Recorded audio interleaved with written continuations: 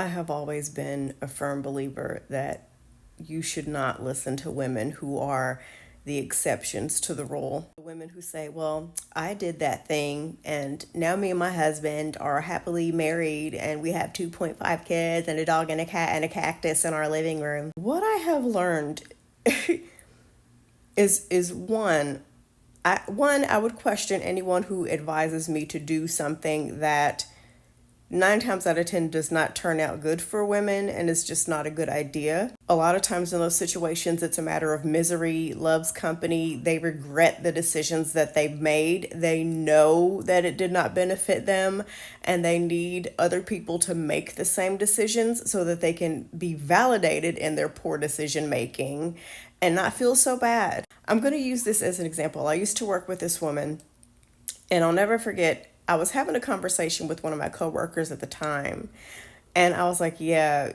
women should leave as soon as the vibes are off or as soon as they see any kind of red flag because it doesn't get better, and why waste your time? She butted into the conversation and she was like, me and my husband's first date was horrible.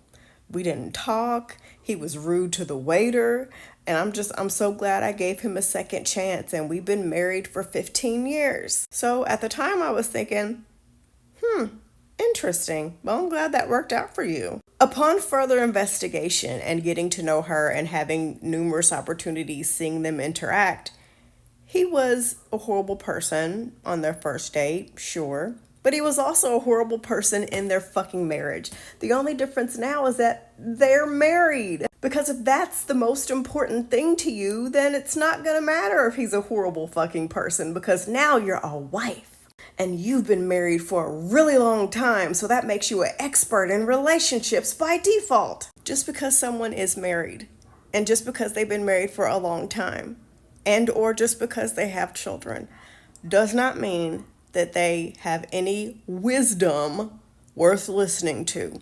It does not automatically mean they're in a healthy, happy relationship. Well, you shouldn't listen to single people. You shouldn't listen to people who aren't married. Well, maybe you should.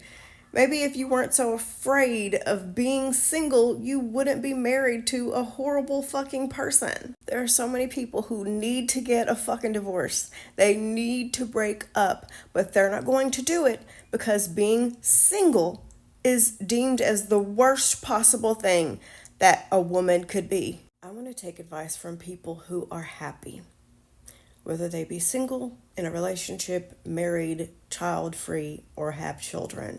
I want to listen to people who are happy.